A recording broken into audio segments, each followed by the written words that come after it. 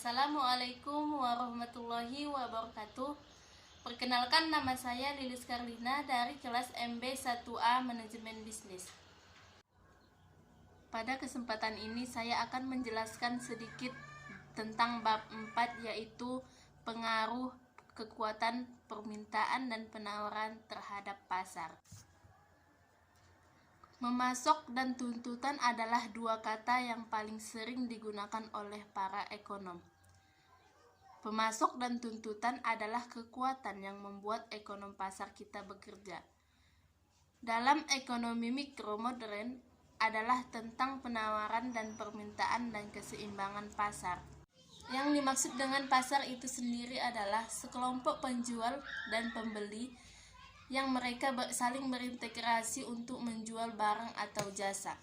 Istilah penawaran dan permintaan mengacu pada perilaku seseorang saat mereka berintegrasi satu sama lain di dalam pasar.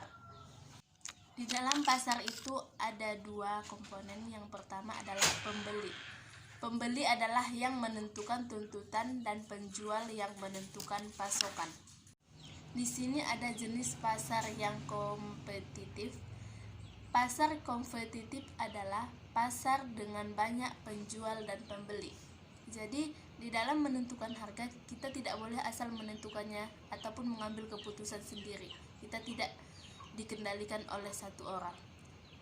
Di mana dalam menentukan harga, kita harus menyamakan dengan penjual lain ataupun bisa mungkin berbeda sedikit, tetapi kita tidak boleh membuat harga yang terlalu tinggi. Nanti itu akan berdampak usaha kita tidak akan laku. Nah, di sini ada pasar kompetisi sempurna. Pasar persaingan, di mana di pasar persaingan sempurna ini produknya sama. Di sini juga banyak pembeli dan penjual sehingga masing-masing tidak berpengaruh terhadap harga. Pembeli dan penjual adalah penerima harga. Di sini mereka membuat harga sama dengan yang di pasaran. Di sini juga ada jenis pasar monopoli, di mana di jenis pasar monopoli ini hanya ada satu penjual dan seorang penjual itu yang mengendalikan harganya. Di sini juga ada pasar oligopoli, di mana di pasar oligopoli ini memiliki sedikit penjual dan di pasar oligopoli ini tidak terlalu banyak pesaing. Dan di sini juga ada jenis pasar persaingan monopoli. Di sini di dalam pasar persaingan monopoli memiliki banyak penjual sama seperti pasar yang telah kita bahas tadi. Yang kedua, di sini di dalam pasar persaingan monopoli memiliki produk yang sedikit berbeda. Di sini juga setiap penjual dapat menetapkan harga sesuai produk yang mereka miliki. Nah, di sini kita akan membahas tentang tuntutan, di mana kuantitas yang diminta adalah jumlah dari barang yang akan dibeli. Nah, di sini adalah mereka akan membeli barang yang mampu mereka beli, bukan hanya sekedar ingin, tapi mereka benar-benar mampu untuk membeli barang tersebut. Nah, di sini ada hukum permintaan, di mana hukum permintaan menyatakan bahwa ada hubungan terbalik antara harga dan kuantitas, di mana jika harga naik maka permintaan barang akan turun. Dan jika sebaliknya harga turun, maka permintaan barang akan naik. Nah, di sini ada jadwal permintaan. Jadwal permintaan adalah tabel, suatu bentuk tabel yang menunjukkan hubungan antara harga yang baik dan keinginan suatu barang yang diminta. Nah, di sini ada contoh mengenai jadwal permintaan tadi. Di sini kita lihat ada es krim, di mana di sini apabila harganya turun maka peminat atau yang menginginkan es krim banyak, dan di sini ada apabila harganya naik maka peminatnya sedikit. Nah, apa-apa saja yang mempengaruhi permintaan? Di sini ada 5 yang dapat mempengaruhi permintaan di pasar. Yang pertama, harga pasar. yang kedua pendapatan konsumen, yang ketiga harga barang yang terkait, yang keempat selera, yang kelima harapan. Nah, di sini ada kurva permintaan. Kurva permintaan adalah kurva yang bentuknya garis miring ke bawah yang menghubungkan harga dengan kuantitas barang yang diinginkan. Nah, di sini ada bentuk contoh kurva permintaan. Di sini kita lihat harganya semakin tinggi harga, maka semakin sedikit peminat barang tersebut. Di sini ada bentuk kurva. Di sini ada contoh apabila harga es krim $3 maka peminatnya 0. Apabila harga es krim 2,5 peminatnya 2. Harga es krim $2 peminatnya 4. $1,5 peminatnya 6. $1 peminatnya 8 dan 0,5 peminatnya 10 dan 0 peminatnya 12. Maka di sini kita lihat semakin rendah harga maka semakin banyak peminatnya. Ini sudah menggambarkan contoh kurva permintaan di mana dia bentuknya garis miring ke bawah. Inilah contoh kurva permintaan. Nah, di sini ada istilah ceteris paribus. Ceteris paribus adalah frasa Latin yang berarti semua variabel selain yang sedang dipelajari dianggap konstan. Dan secara harfiah, ceteris paribus berarti hal-hal lain yang dianggap sama, tidak berbeda. Kurva permintaan memiliki bentuk garis miring ke bawah dan menurut ceteris paribus semakin tinggi harga barang maka semakin rendah peminatnya. Dan apabila semakin rendah harga barang maka semakin banyak peminat barang tersebut. Di sini ada permintaan pasar, di mana permintaan pasar itu sendiri mengacu pada jumlah semua permintaan individu untuk barang atau jasa tertentu. Secara grafis, kurva permintaan individu dijumlahkan mendatar untuk mendapatkan kurva permintaan pasar. Nah, di sini ada perubahan permintaan barang yang diminta versus perubahan permintaan.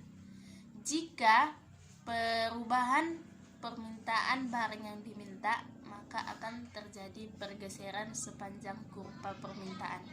Hal ini disebabkan oleh perubahan harga produk.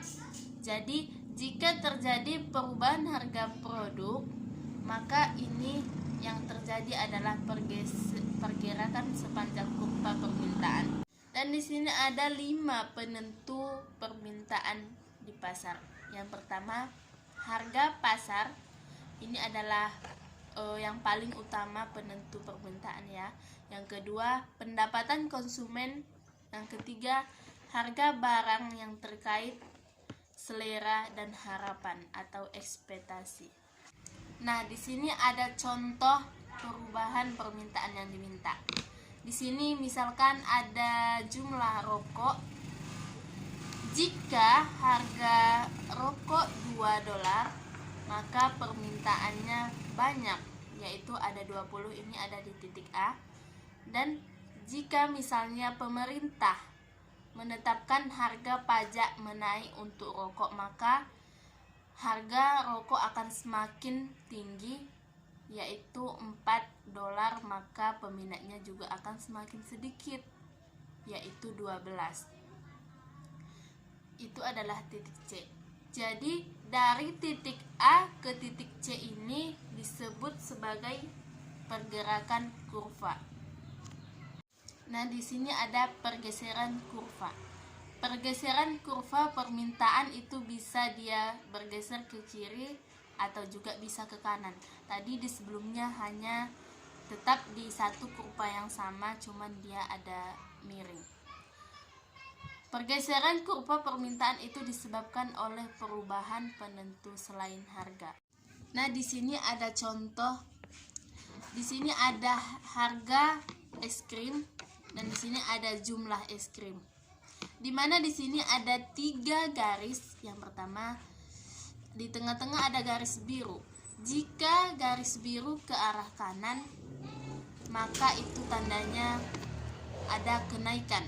Dan jika garis biru ke arah kiri, maka itu ada penurunan keinginan permintaan barang. Nah, di sini kita akan membahas pendapatan konsumen. Jika pendapatan meningkat, maka permintaan juga akan meningkat. Dan di sisi lain, jika pendapatan meningkat, maka permintaan kita terhadap barang-barang yang kurang baik juga akan menurun. Pastinya jika pendapatan kita banyak, kita akan memilih barang-barang yang lebih dari biasanya. Maksudnya yang lebih bagus produknya. Nah, di sini ada contoh apabila pendapatan konsumen menaik. Ini ada harga es krim dan juga jumlah es krim. Ini seperti kurva yang kita gambarkan tadi. Apabila jika terjadi peningkatan dalam pendapatan, maka permintaan akan menaik. Jadi kurvanya bergeser ke sebelah kanan dari D1 menjadi ke D2. Seperti yang sudah dijelaskan tadi, apabila dia mengarah ke sebelah kanan itu akan terjadi peningkatan permintaan.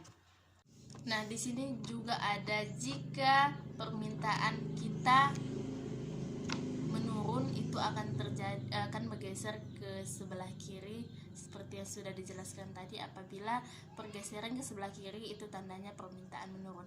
Nah, ini mungkin terjadi jika pendapatan kita menurun, maka dia akan mengurangi permintaan. Nah, di sini ada harga barang terkait pengganti dan pelengkap. Ketika penurunan harga suatu barang mengurangi permintaan barang lainnya, itu disebut sebagai barang pengganti. Contoh dari barang pengganti itu adalah misalkan saja pensil dan juga pulpen. Yang kedua di sini ada ketika penurunan harga satu barang meningkatkan permintaan barang lainnya, itu disebut sebagai barang pelengkap atau barang komplementer. Contoh dari barang komplementer itu atau barang pelengkap adalah misalkan smartphone atau HP dengan paket. Jadi mereka saling berhubungan. Apabila kita ingin membuka atau melihat misalkan YouTube, pasti kita menggunakan paket. Makanya dia disebut sebagai barang pelengkap.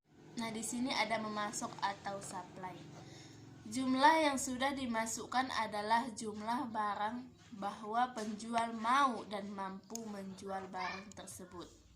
Nah, di sini ada 3 langkah untuk menganalisis perubahan keseimbangan. Yang pertama, kita akan memutuskan apakah peristiwa tersebut menggeserkan kurva penawaran atau permintaan. Yang kedua, kita akan menentukan apakah kurva bergeser ke kiri atau ke kanan. Dan yang ketiga, kita akan memeriksa bagaimana pergeseran mempengaruhi harga dan kuantitas perubahan. Nah, di sini ada pergeseran dalam kurva versus pergeseran sepanjang kurva. Jika pergeseran kurva penawaran, maka itu disebut sebagai perubahan pemasok. Dan jika pergeseran sepanjang kurva penawaran, itu disebut sebagai perubahan kuantitas yang ditawarkan atau perubahan barang yang ditawarkan. Yang ketiga, di sini ada pergeseran kurva permintaan, maka itu disebut sebagai perubahan permintaan. Di sini ada jika pergerakan sepanjang kurva permintaan tetap, itu disebut sebagai perubahan jumlah yang diminta. Nah, di sini ada hukum penawaran. Hukum penawaran menyatakan bahwa ada hubungan langsung atau hubungan positif di antara harga dan juga kuantitas yang ditawarkan. Di sini juga ada jadwal pasokan atau jadwal penawaran, di mana jadwal penawaran adalah tabel yang menunjukkan hubungan antara harga yang baik dan jumlah yang ditawarkan. Nah, di sini ada beberapa penentu dalam penawaran. Yang pertama, harga di pasar. Yang kedua, harga masukan atau harga bahan. Yang ketiga, teknologi. Yang keempat, harapan, dan yang kelima, jumlah produsen. Nah, di sini ada jadwal penawaran. Sini ada contoh seperti yang sudah kita jelaskan di pengertian jadwal penawaran tadi. Ini adalah berhubungan positif. Jadi jika harganya naik, maka penawaran juga akan menaik, dan jika harganya turun, maka penawaran barang juga akan turun. Di sini ada kurva penawaran, di mana kurva penawaran itu adalah garis miring ke atas yang menghubungkan harga dengan kuantitas atau barang yang ditawar. Nah, di sini ada contoh kurva penawaran atau kurva permintaan. Di sini ada harga dan juga kuantitas barang. Di sini kita misalkan es krim dan juga ada di sini harganya. Jika harga es krim 0,5, maka tidak ada yang ingin menjual barang tersebut. Dan jika harganya menaik, maka semakin banyak orang yang ingin menjual barang tersebut. Jadi kita hubungkan kurvanya, dia jadi berbentuk garis miring ke atas. Itulah yang disebut dengan kurva penawaran atau kurva permintaan. Nah, di sini ada perubahan kuantitas yang disediakan versus perubahan pasokan. Jika perubahan kuantitas yang disediakan, maka itu akan terjadi pergerakan sepanjang kurva penawaran. Nah, hal ini disebabkan oleh perubahan harga pasar produk. Maka jika perubahan harga pasar produk menaik, itu akan menyebabkan pergerakan sepanjang kurva penawaran. Nah, di sini ada lagi perubahan kuantitas yang disediakan versus perubahan pasokan. Jika pergeseran kurva penawaran, maka itu bisa bergeser ke kiri ataupun ke kanan. Nah, ini disebabkan karena perubahan determinan selain harga. Maka jika perubahan determinan selain harga itu terjadi, maka akan terjadilah pergeseran kurva, bisa ke kiri ataupun ke kanan. Cukup sekian materi bab 4 tentang pengaruh permintaan dan penawaran terhadap harga di pasar. Apabila ada kesalahan, saya meminta maaf. Terima kasih.